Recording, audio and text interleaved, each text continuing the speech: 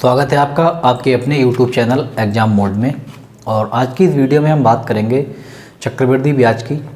और चक्रवृद्धि ब्याज पे जो आज सवाल कराएंगे वो हम कराएंगे जब आपसे सवाल में मूलधन पूछा जाए। चक्रवृद्धि ब्याज देकर मूलधन पूछ लिया जाए या फिर चक्रवृद्धि ब्याज और साधारण ब्याज का अंतर देकर आपसे मूलधन पूछ लिया जाए। मूलधन पूछने वाली जो वीडियो हम दो बना चुके हैं पहले, हमने उन दोनों वीडियो में अलग अलग तरीके आपको मूलधन निकालने के बताए थे और दोनों ही अच्छे तरीके हैं, आप दोनों से निकाल सकते हैं। लेकिन एक और तरीका है मूलधन निकालने का। आज हम इस वीडियो में उस तरीके की बात करेंगे जो कि दो हमने पहले बना चुके हैं, उससे नहीं निकालेंगे, बल्कि अब जो तीसरा तरीका है हम इससे कैसे मूलधन निकालेंगे इस पर चर्चा चलेगी। तो स्टार्ट करते हैं इसमें पहला सवाल। तो पहला क्वेश्चन है हमारा, कह रहे हैं किसी राशि पर 4% वार्षिक ब्याज की दर से 2 वर्षों के साधारण और चक्रवृद्धि ब्याज का अंतर 1 रुपये है, जबकि ब्याज प्रति वर्ष संयोजित है, तो वह धनराशि बताइए। कई बार ये सवाल एग्जाम में पूछा भी जा चुका है।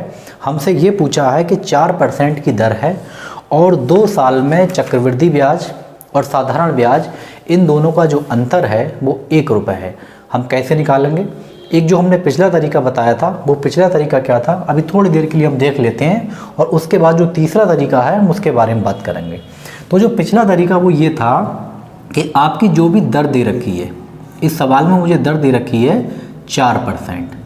4% जो भी दर थी, इस दर को हम फ्रैक्शन में चेंज कर लेते हैं। चेंज करने का मतलब ये है, आप इसको लिखोगे 4 और परसेंट के नीचे 100, ये हमने लिख लिए यहाँ पे। उसके बाद हम इसको काट लेंगे, तो 4 एकम 4 और 4 पच्चीसम 100। जो भी हमारे फ्रैक्शन में नीचे वैल्यू आएगी, अगर हमारे 2 साल के लिए दे रखा है तो हम इसको 2 बार लिख लेंगे, अगर हमारे 3 साल के लिए दे रखा है तो हम इसको 3 साल लिख लेंगे। क्वेश्चन में हमें ये दे रखा है कि 2 साल के बाद, तो बस आपको इसका स्क्वायर कर लेना है। तो 25 का स्क्वायर आप जानते ही, अगर हम 25 की गुणा 25 से कर लें तो 625 हो जाते हैं। फिर अगली स्टेप हमारी ये थी, जब 2 साल के लिए है तो आप इस 25 को बिना सोचे समझे 2 बार यहाँ पे लिख दो। अच्छा, ये क्यों लिखे जा रहा है, इसका भी कोई रीज़न है? रीज़न ये है कि आपको एक बार 625 का 1/25 निकालना है। जब आप 625 का 1/25 निकालोगे तो 25 आएगा। अगली साल फिर आपको 625 का 1/25 निकालना है, फिर आया। लेकिन अगली साल तो हमें एक साल 25 रुपये का ब्याज मिल गया, अगली बार फिर 25 रुपये का मिलेगा, लेकिन जो 25 रुपये पिछली बार मिला था, इस ब्याज पे भी हमें ब्याज मिलेगा, और यही आपका चक्रवृद्धि ब्याज होता है। तो अगली बार क्या करना है, हमें इस 25 का 1/25 निकालेंगे तो ये आ जाएगा आपका 1 रुपया। अब हमें सवाल में क्या दे रखा है, अगर हम इन तीनों को जोड़ लेते हैं 25, 25 और 1, तो ये आपका चक्रवृद्धि ब्याज बन जाता है।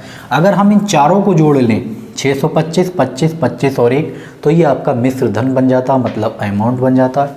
अगर हम इन दोनों को ऊपर वालों को जोड़ लें 25, 25 को, तो ये आपका साधारण ब्याज बन जाता है। अगर आपके साधारण ब्याज सवाल में दे रखा है तो आप इन दोनों को जोड़ कर निकालेंगे। अगर आपका चक्रवृद्धि ब्याज दे रखा है तो आप इन तीनों को जोड़ कर निकालेंगे। अगर आपका मिश्र धन दे रखा है तो आप इन चारों को जोड़ कर निकालेंगे। लेकिन हमारे सवाल में दे रखा है सिर्फ अंतर, तो जो नीचे लटका हुआ दिख रहा है यही आपका अंतर है। अब सवाल में जो अंतर है वो कितना है, 1 रुपया, और मेरे हिसाब से भी कितना अंतर आ रहा है, 1 रुपये का। जब यहाँ दोनों चीज़ें इक्वल हो जाए, मतलब 1 रुपये मेरे हिसाब से आया है और 1 रुपये ही सवाल के हिसाब से आया है, तो इसका मतलब ये हुआ जो मैंने मूलधन यहाँ पे लिया है यही मेरा मूलधन है। तो यही इसका आंसर हो गया। मान लो यहाँ पे 1 की जगह यहाँ 2 आ जाता, जैसे एग्जाम्पल के तौर पे अभी सवाल में ये कह देते कि जो अंतर है वो 2 रुपये है और मेरा अंतर आया 1 रुपया। सवाल में अंतर दे देता 2, तो आप इस 2 की गुणा इसमें कर देते तो 1250 आंसर हो जाता। लेकिन किस्मत अच्छी है कि हमारे सवाल में भी वही दे रखा है जो हमारा निकल के आया। ये तरीका हमने बताया था पिछली वीडियो में, आप इस टाइप से निकाल सकते हैं। अब हम जो तरीका बता रहे हैं वो इस टाइप से भी आप कर सकते हो, लेकिन एक तरीका और है निकालने का, आप उसको देखें। तो अब जो तरीका है वो आपको, अभी तक आपने जितने भी सवाल करे हैं, अगर कोई आपसे मूलधन पूछा जाएगा तो एक्स वाई जेड कुछ भी मान के कर सकते थे या फिर इस टाइप से कर सकते थे। लेकिन आज हम जो तरीका आपको बताएंगे इसमें आपको खुली छूट है, चाहे आपके मर्जी जो चाहें आप मान सकते हैं। 1000, 2000, 3000 जो आपको अच्छा लगे उस हिसाब से आप मान सकते हैं। भाई मेरी मर्जी है कि मैं तो 1000 रुपये या 10,000 रुपये मानूंगा। तो मैंने मान लिया कि भाई मुझे नहीं पता, मूलधन मेरे हिसाब से जो था वो 10,000 रुपये था। खुली छूट है आपको 1000 से लेकर 10,000, जितना आपको अच्छा लगे। मैंने मान लिया कि भाई मेरे हिसाब से जो मूलधन है वो कितना है, 10,000 रुपये है। ये हमने मान लिया, कुछ भी आप मान सकते हो। अच्छा, मानने में फ़ायदा वही है जिसमें जीरो ज़्यादा हो, कटने में आपको आसानी रहेगी, पॉइंट से आप बच जाओगे। मैंने मान लिया 10,000, हालांकि मुझे आंसर पता है कि इसका 625 ही आना है, लेकिन मैंने 10,000 रुपये मान लिया। अब मुझे क्या करना है, 10,000 का अगर मैं 4% निकालूंगा, 10,000 का 4%, और 4% का मतलब 4/100, और 4/100 का मतलब 1/25। तो आप इसका 1/25 ही निकाल लें सीधे। अगर इसको मैं 25 से काट लूँ तो 25 चौका 100, ये बनेगा मेरे पास जाके 400 रुपये। उसके बाद मुझे अगला स्टेप ये है कि इस 400 का मुझे फिर, क्योंकि 2 साल के लिए है तो मुझे ये काम 2 बार करना पड़ेगा, तो मैंने फिर इसका 1/25 निकाल लिया। 1/25 का मतलब 4%। आप इसको फिर काट लें तो ये चला जाएगा आपका 16 बार, 16 एकम 16, ये हुआ आपका 16। तो हमने ये निकाल लिया कि ये 400 आया और ये 16 आया। अब आपको क्या करना है, जो आपका रेशियो वाला मेथड है वो क्या कह रहा है, अगर मान लो कोई 2 साल के लिए है तो आपका जो अनुपात है वो कितना है, 2:1। अनुपात निकालना हमने बताए थे। अच्छा, थोड़ी देर के लिए अनुपात निकालना और बता दे रहे हैं ताकि आपका क्लियर हो जाए। अनुपात आपको कभी भी याद नहीं करना है, थोड़ी देर यहीं पर रोक ले रहे इस सवाल को। जैसे अगर आपसे पूछा जाए कि 2 साल के लिए, तो 2 साल के लिए आपको पता है कि भाई अनुपात होता है 2:1। अगर वो पूछ ले 3 साल के लिए, 3 साल के लिए, तो आपको याद नहीं करना कि 3 साल के लिए हमें क्या करना है, बल्कि क्या करना, देखो 2 साल के लिए स्टार्टिंग 2 से हुई थी तो 3 साल के लिए भी स्टार्टिंग किससे होगी, 3 से होगी। अगली बार क्या करना है, हमें इन दोनों को जोड़ लेना है, तो 2 और 1 3 फिर लिख देना है। अच्छा, 1 साल वाले की जो लास्ट था वो 1 था, तो 3 साल वाले लास्ट में भी 1 ही आएगा। लो, ये आपका 3 साल का बन गया। अगर आपसे 4 साल का पूछ रहा है कि भाई 4 साल का अनुपात बताइए, तो जब 2 वाले की स्टार्टिंग 2 से हुई है तो 3 वाले की स्टार्टिंग 3 से हुई है, तो भाई 4 साल वाले की स्टार्टिंग भी 4 से होगी। तो हमने 4 साल वाले की स्टार्टिंग भी 4 से कर ली। आपने क्या करा था, अभी 3 वाले में इन दोनों को जोड़ा था, तो आप इन दोनों को जोड़ लो। 3 और 3 होते हैं 6। अगली बार आपको इन दोनों को भी जोड़ना है, 3 और 1 4, और इसके लास्ट में 1 था, इसके लास्ट में 1 है, तो इसके लास्ट में भी 1 ही होगा। ये 4 साल का बन गया। कोई भी रटने की ज़रूरत नहीं है कि आप रट लें, रटने की कहीं भी कोई ज़रूरत नहीं है। अगर आपसे 5 साल के लिए पूछ ले, अभी ये बहुत काम कराएगा आगे आपका, तो भाई स्टार्टिंग 2 की 2 से, 3 की 3 से, 4 की 4 से, तो 5 की 5 से ही होगी। हम इसको जोड़ते चले आ रहे हैं, तो 6 और 4 10 होते हैं, 6 और 4 फिर 10 होते हैं, 4 और 1 5 होते हैं, और लास्ट में सबके 1 है तो इसके भी 1 है। अगर हमसे 6 साल के लिए पूछेगा तो इसी हिसाब से हम 6 साल का निकाल लेंगे। आप चाहे वो कितनी साल का पूछ ले, अनुपात हमारी याद है। एक अनुपात आपको याद रखना है कि 2 साल का 2:1 होता है। सारी झंझट खत्म हो जाएगी, आप सारे अनुपात निकाल लेंगे, ऐसा नहीं कि रट लो उसको। तो ये हमारे हमने अनुपात बताए थे। अभी इसका आगे बहुत ज़्यादा इस्तेमाल होगा और इससे आप बड़े बड़े सवाल बहुत ही बेहतरीन तरीके से और बहुत कम टाइम में निकाल लोगे। अब हमें क्या करना है, अब आते हैं हम अपने सवाल पे। तो सवाल हमने यहाँ तक निकाल लिया। हमें पता चला कि भी 2 साल का जो अनुपात है वो 2:1 है। अब इसके अंदर हमें क्या करना होता है, जो अनुपात हमें दे रखा है 2:1, तो पहले वाले में आपको 2 से गुणा करनी है और अनुपात 1 इसमें 1 से गुणा करनी है। अगर हम इन दोनों को जोड़ लेते हैं तो ये हमारा चक्रवृद्धि ब्याज बन जाता है। लेकिन हमें दे रखा है अंतर, तो ऊपर वाले को छोड़ के जो नीचे वाला बचेगा यही आपका अंतर है। मेरे हिसाब से अंतर 16 रुपये है, सवाल के हिसाब से अंतर 1 रुपया है। तो मेरे हिसाब से 16, सवाल के हिसाब से 1 रुपया, मेरे हिसाब से 10,000 रुपये, तो सवाल के हिसाब से कम होंगे। अब क्या करना है आपको, भाई 16 की वैल्यू 1 है तो मैं क्या करूँगा, इसमें 16 से डिवाइड कर लूँगा सीधे। तो देखो बस करना क्या है आपको, ये 1 लिखना है जो भी सवाल में दे रखा है, जो आपके हिसाब से निकल कर आया इसको नीचे लिखना है, और जो आपके हिसाब से यहाँ पे आपने माना है इसमें आपको गुणा कर देंगे 10,000 रुपये। अगर हम इसको डिवाइड कर लें तो ये 625 बार चला जाएगा और यही आपका सही आंसर है। और अगला क्वेश्चन है, कह रहे हैं किसी धनराशि के 5% वार्षिक ब्याज की दर से 3 वर्ष के चक्रवृद्धि तथा साधारण ब्याज का अंतर 122 रुपये है, तो वह धनराशि बताइए। हमें डिफरेंस दे रखा है ब्याज का 122 रुपये है, समय आपका 3 साल है और जो दर है ये 5% है। आपसे पूछा है जो मूलधन है वो कितना है। हमें नहीं पता है कितना मूलधन है, आप सीधे मान लो, कोई बढ़िया सी राशि निकाल के मान लो जिसमें ज़्यादा जीरो हो जाए। तो हमने मान लिया 3 साल के लिए था, तो हमने मूलधन मान लिया भाई 8,000 रुपये। अब इस 8,000 का आपको 5% निकालने हैं पहले। 8,000 का 5% और 5% की वैल्यू है 5/100 और 5/100 की वैल्यू 1/20। तो आप इसका सीधे सीधे 1/20 निकाल लें। जब 1/20 निकालेंगे तो ये कट जाएगा, 20 चौक 80, ये बना आपका 400। तो यहाँ तो वैल्यू आ गई 400। अगली बार आपको फिर करना है 400 का 1/20 क्योंकि 5%, और इसको जब काटोगे आप 20 BCM 400, ये बना आपका 20। अगली बार आपको फिर 20 का करना है और ये प्रोग्राम आपका 3 साल चल रहा है इसलिए हम 3 बार करेंगे। 20 BCM ये कट गया हमारा। उसके बाद जो हमारा रेशियो था अभी हमने बताया 3 साल के लिए कि भाई 3 और 3 और ये 1 गुणा कर ली। ऊपर वाले को छोड़ दिया जाता है क्योंकि ये हमारा अंतर पूछा है। सवाल में अंतर दे रखा है तो अंतर होता है ऊपर वाले को छोड़ के। 20 तिया 60 और 1 61। मेरे हिसाब से जो आंसर आ रहा है वो 61 रुपये आ रहा है अंतर, और सवाल में हमें दे रखा है 122 रुपये। अगर मैं इसको काट दूं 61 एकम 61, 61 दूनी 122।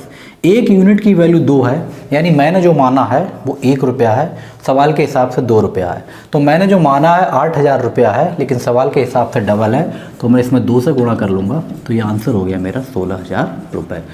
तो मानने में भी थोड़ी आप चालाकी दिखा सकते हो, कोई ज़रूरी नहीं है 10,000 20,000 इतनी बड़ी राशि ली जाए, कैलकुलेशन बड़ी हो जाएगी, कोई फ़ायदा नहीं है।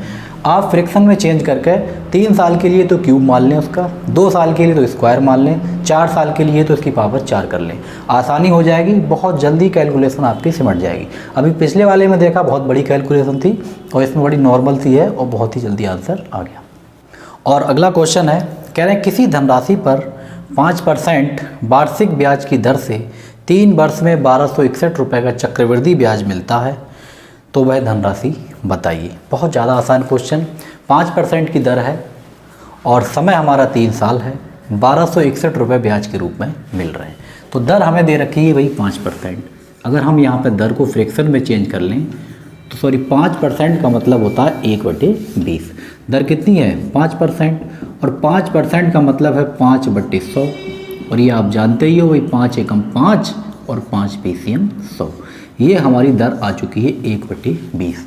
3 साल के लिए है, तो आप इस 20 का 3 क्यूब कर लें, तो 20 का हम क्यूब करेंगे तो आप 2 का क्यूब कर लें, 2 दूनी 4 दूनी 8 और 3 जीरो चिपका लें।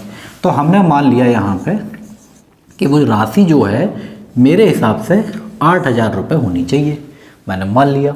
अब हो भी सकती है और नहीं भी हो सकती है, वो तो क्वेश्चन पे सेट है। तो पहली बार में अगर मैं 8,000 रुपये का 1/20 निकालूंगा तो ये 20 कट जाएगा, 20 चौक होते हैं 80, ये बनेगा आपका 400 रुपये। लो भी अगले बार में मुझे फिर 400 का 1/20 निकालना है, और 1/20 अगर हम 400 का निकालें तो 20 BCM 400, उसके बाद ये फिर 20 आ गया। अगले बार हमें फिर 20 का 1/20 निकालना है तो ये 1/20 आ गया। इस कंडीशन से आपको पॉइंट से बच जाना है बहुत ही चालाकी तरीके से। अगर हम अपने हिसाब से मान लेंगे हो सकता है हम कहीं फंस जाएं, या हमने बहुत बड़ी राशि मान ली 10,000 20,000 30,000 मान ली, क्योंकि छूट है आपको तो कुछ भी मान सकते हो, लेकिन छूट है लेकिन कंट्रोल में रहकर है। ऐसा नहीं है आप कोई 1,00,000 2,00,000 रुपये मान लें और पता लगे पूरे 5 मिनट तक गुणाई करते रहा उसकी। हमने मान लिया बस, लास्ट में कहा कोई दिक्कत नहीं। अब जो हमने अनुपात बताया था 3 साल के लिए 3:3:1, तो पहले वाले में आपको 3 से गुणा करनी है, दूसरे वाले में भी 3 से गुणा करनी है, और लास्ट वाले में 1 से करनी है। अगर मैं 400 की गुणा 3 से करूँगा तो ये 1,200 रुपये बनेंगे, और 20 की गुणा 3 से 60 रुपये बनेंगे, और 1 की गुणा 1 से 1। अगर हम तीनों को जोड़ लेते हैं तो यही हमारा चक्रवृद्धि ब्याज होता है। हमें सवाल में दे रखा है कि चक्रवृद्धि ब्याज 1261 रुपये का है। आप इसको जोड़ के देख लें कितना है। तो मैंने जोड़ा 12 और 60 और 1, तो ये भी मेरे 1261 बनना है। तो 1261 रुपये हैं मेरे हिसाब से, और सवाल के हिसाब से भी 1261 हैं। तो इसका मतलब ये हुआ जो मैंने राशि मानी है वो भी सवाल के हिसाब से ही होगी। भाई मेरे हिसाब से 1261 रुपये का चक्रवृद्धि ब्याज है और सवाल के हिसाब से भी 1261 रुपये का ब्याज है, यानी कि अगर हम इसको काट लें तो वैल्यू बराबर है, तो कोई आपको गुणा करने की ज़रूरत नहीं है, यही आपका आंसर है। तो इस टाइप से हम अगर फ्रैक्शन में चेंज करके उसको मानेंगे तो आपको ज़्यादा आसानी रहने वाली है। और अगला क्वेश्चन है कि किसी धनराशि पर 10% वार्षिक ब्याज की दर से 3 वर्ष का चक्रवृद्धि ब्याज 6220 रुपये है, तो बताइए वह राशि क्या है। हमारे पास 3 साल हैं और 6220 रुपये का चक्रवृद्धि ब्याज मिल रहा है, आपसे राशि पूछिए। दर हमें दे रखी है 10%, वो हमने यहाँ पे लिखा दर, और दर है हमारी 10%, और 10% बच्चा जानता है कि भाई 1/10 होती है, 1/10 होती है। अब हमें क्या करना है, हमें 10 का क्यूब कर लेना है, तो मतलब 10 का क्यूब 1000 होता है। तो हमने वो राशि मान ली, हमारे हिसाब से वो जो राशि है वो कितनी है, 1000 रुपये है। अब हमें क्या करना है, 1000 का अगर हम 1/10 निकालेंगे पहली बार, 1/10 मतलब 10%, बात एक ही है, एक जीरो कैंसिल हो जाएगा, यहाँ पर आ जाएगा 100 रुपया। अगली बार मुझे फिर 100 का निकालना है 1/10, तो 100 का मैं 1/10 निकालूंगा तो ये आ जाएगा मेरे पास 10 रुपया। और अगली बार मुझे 10 का फिर 1/10 निकालना है तो ये कैंसिल हो जाएगा, बचेगा 1 रुपया। ये मेरे हिसाब से सारी चीज़ें आ चुकी हैं। अनुपात आपको लगाना भूलना नहीं है, 3 साल के लिए था इसलिए 3 बार ये काम करना है। और अनुपात हमें दे रखा है 3:3:1। अगर मैं इसकी गुणा कर लूँ तो ये बने 300 रुपये, इसकी गुणा कर लें तो ये बने 30 रुपये, और 1 एकम 1 रुपये। अगर मैं इसको सबको जोड़ लूँ तो यही तो मेरा चक्रवृद्धि ब्याज है, और सवाल में मुझे चक्रवृद्धि ब्याज दे रखा है 6620 रुपये। मैं ये देख लूँ मेरे हिसाब से कितने रुपए का ब्याज आ रहा है, तो मेरे हिसाब से आ रहा है 330 और 1 31, यानी कि 331 रुपये का ब्याज है मेरे हिसाब से। सवाल के हिसाब से है 6620 रुपये। अगर मैं इसको काट लूँ 303 एकम 31 एकम 331, और ये 302 बार चला जाएगा 1 जीरो, तो 1 की वैल्यू 20 के बराबर है, 1 यूनिट 20 के बराबर है, यानी कि मैंने जो माना है मेरे हिसाब से 1 रुपये है, तो सवाल के हिसाब से 20 रुपये है। तो मेरे हिसाब से 1000 रुपये है, लेकिन सवाल के हिसाब से तो 20 गुना है, तो बस 1000 में आप गुणा कर लें तो आपका सही आंसर हो गया 20,000 रुपये। यही आपकी राशि थी जिस पर आपका 6620 रुपये ब्याज मिलेगा। ये भी एक आसान तरीका है, हम इससे कर सकते हैं, बहुत ही बेहतरीन। और इससे 4 साल हो 5 साल हो कितनी साल का हो आप निकाल लें, क्योंकि आपको अनुपात सारे निकाल ही लेंगे, याद करने की कोई बात ही नहीं है, निकालना आपको बता दिया है, तो पूरी तरीके से आप इसको सॉल्व कर सकते हैं। अभी और देखते हैं, इस अर्धवार्षिक वगैरह के चक्कर के सवाल होंगे वो हम कैसे करेंगे, इसी मेथड से सारे निकाल डालेंगे। और अगला क्वेश्चन है, कह रहे हैं किसी धनराशि पर 20% वार्षिक ब्याज की दर से 3 वर्ष में चक्रवृद्धि ब्याज 10,920 रुपये हो जाता है, तो वह राशि बताइए। ये भी 3 साल के लिए है, कैसे निकालेंगे, बहुत आसान। हमारे पास दर दे रखी है 20%, और 20% का मतलब आप जानते ही हैं कि 20/100, और 20/100 का मतलब भी आपको पता है कि भाई 1/5 होता है। हमने मान ली वो राशि 125 है, भाई 5 का क्यूब कर लेना आपको, 5 पंजे 25, पंजे 125, ये मेरे हिसाब से राशि होना चाहिए भाई 125। लेकिन अब क्या है, सवाल के हिसाब से हम निकालेंगे। तो पहली बार में हमें 125 का 1/5 करना है, 1 मैंने 5 करा तो ये कट जाएगा 25 बार, तो कुल मिला के ये आ गया आपका 25। अगली बार मुझे फिर 25 का 1/5 निकालना, मैंने फिर 1/5 निकाला, तो ये फिर काट लेंगे तो ये 5 बार चला जाएगा, 5 पंजे 25। और अगली बार मुझे 5 का 1/5 फिर निकालना है, तो ये आ जाएगा 1। ये आसानी रहती है। अब मुझे अनुपात याद ही हैं, तो इसमें मैं गुणा करूँगा 3 से, इसमें भी 3 से, और इसमें भी 1 से, क्योंकि अनुपात होता है 3:3:1। 25 तियाँ होते हैं 75, 5 तियाँ होते हैं 15, और 1 एकम 1। चक्रवृद्धि ब्याज मुझे सवाल में दे रखा है, और अगर मैं तीनों को जोड़ लूँ तो यही मेरा चक्रवृद्धि ब्याज है। अच्छा, एक चीज़ ध्यान रखना है कि अभी चक्रवृद्धि ब्याज हमें सवाल में दे रखा है। अगर अंतर दे रखा होता तो हम ऊपर वाले को काउंट नहीं करते हैं। अगर मुझे साधारण ब्याज दिया हुआ होता तो मैं ऊपर वाले को ही काउंट करूंगा और किसी को काउंट मुझे नहीं करना है। यानी ये आपका जो ऊपर वाला आता है निकल के, ये आपका साधारण ब्याज निकल कर आता है। ऊपर वाले को छोड़ के जो नीचे बचा ये आपका चक्रवृद्धि ब्याज और साधारण ब्याज का अंतर है। कहीं सवाल में अंतर दे रखा है तो आप इन दोनों को ऐड करोगे, और अगर मुझे सार चक्रवृद्धि ब्याज दे रखा है तो आप इन तीनों को ऐड कर लेंगे। फिलहाल हमारे सवाल में दे रखा है चक्रवृद्धि ब्याज 75 और 15 और 1, 75 15 हुए 90 और 1 91। तो जो मेरे हिसाब से ब्याज निकल कर आ रहा है ये 51 रुपये का आ रहा है, लेकिन मेरे हिसाब से ही काम नहीं चलेगा, बल्कि मुझे सवाल में भी देखना है। तो सवाल में मुझे दे रखा है 10,920 रुपये और मेरे हिसाब से 91 रुपये। अगर मैं इसको काट लूँ तो 91 एकम 91 बचे आपके 9 और 18 182, 91 दूनी 182, यानी मेरे हिसाब से 91, तो इनके हिसाब से 10,920, मेरे हिसाब से 1 रुपया, तो इनके हिसाब से 120 रुपया, यानी कि एक यूनिट की वैल्यू 120 है। मैंने यहाँ पे 125 रुपये माने थे, लेकिन मुझे तो 120 से गुणा करनी है तभी मेरा सही आंसर आएगा, क्योंकि एक यूनिट की वैल्यू 120 के बराबर है। गुणा कर लेंगे 0, 12 पंजे 60 का 0, 12 दूनी 24 और 6 30 का 0, 12 एकम 12 और 3 15। तो ये हमारा जो सही आंसर हुआ ये हुआ 15,000 रुपये। तो इस टाइप से बहुत आसान तरीके से हम निकाल सकते हैं। अब हम देखते हैं जिसमें कुछ दर अलग टाइप की होगी, सही बटे में भी हो सकती है, वो हम कैसे निकालेंगे। और अगला क्वेश्चन है, कह रहे हैं किसी धनराशि पर 11 सही 1/9% की दर से 2 साल का चक्रवृद्धि ब्याज 9 रुपये 50 पैसे है, तो वह राशि बताइए। अब आपको जो दर दे रखी है ये दे रखी है 9 सही, जो दर है हमारे पास ये दे रखी है 11 सही 1/9, 11 सही 1/9%। और आप इसको सही कर लेंगे तो 11 नेम 99 और 100, ये बना आपका 100/9, और परसेंट है तो परसेंट के नीचे 100 आपको लगाना ही लगाना है। तो ये आई निकल के दर मेरी 1/9। अब ये 2 साल के लिए पूछ रहा है, तब आपको स्क्वायर करना पड़ेगा, 9 का स्क्वायर मान सकते हो आप। 3 साल के लिए अगर पूछता तो 9 का क्यूब कर लेते, और वैसे आपको खुली छूट है, कुछ भी आप मान सकते हैं। कैलकुलेशन कम करने के लिए ये काम करेंगे, जिससे हमारी कैलकुलेशन थोड़ी शॉर्ट हो जाए और आंसर हमारा जल्दी से आ जाए। तो मेरे हिसाब से ये राशि 81 रुपये होनी चाहिए, जो मैं अपने हिसाब से करूँगा। तो मैंने 81 मान लिया। पहली साल में मुझे 81 का 1/9 करना है। अगर 81 को मैं 9 से काट लूँ तो 9 निम 81।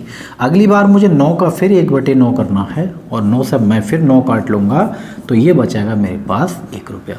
और ये 2 साल के लिए था, इसलिए मैंने 2 बार करा, और 2 साल का अनुपात आप जानते हैं 2:1 होता है। कहने का मतलब पहली बार में आपको 2 से गुणा करनी है, अगली बार 1 से गुणा करनी है। तो 9 दूनी 18 और 1 एकम 1, ये मेरे हिसाब से जो आंसर आया है निकल के 19 रुपये का चक्रवृद्धि ब्याज आया है। तो ये तो हो गया भाई 19 रुपये का ब्याज, ये मेरे हिसाब से है।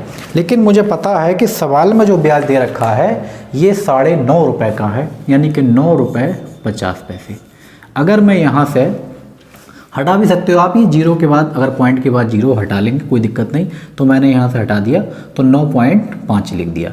अगर मैं यहाँ से पॉइंट हटा लूँ तो यहाँ एक 0 बढ़ जाएगा मेरा, तो मैंने यहाँ पे वो 0 भी बढ़ा लिया। 19 एकम 19 और 19 पंजे 95, यानी कि 10 की वैल्यू 5 है, तो 1 की वैल्यू आप जानते ही हैं 1/2 हो जाएगी, यानी कि 1 यूनिट की वैल्यू हाफ के बराबर है। यानी कि जो मैंने राशि मानी है वो उसका मुझे आधा करना पड़ेगा, क्योंकि यहाँ पे आधा आ रहा है। तो बस मैं इसको आधा कर लूँगा, तो यहाँ पर भी मुझे इसका आधा करना पड़ेगा।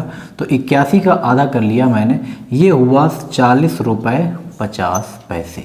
तो जो मूलधन था ये था आपका 40 रुपये 50 पैसे, जिस पर आप 11 सही 1/9% की दर से अगर 2 साल में दे दें तो आपका चक्रवृद्धि ब्याज जो बन के आ रहा था, यहाँ से दे रखा था 9 रुपये 50 पैसे हो जाएगा।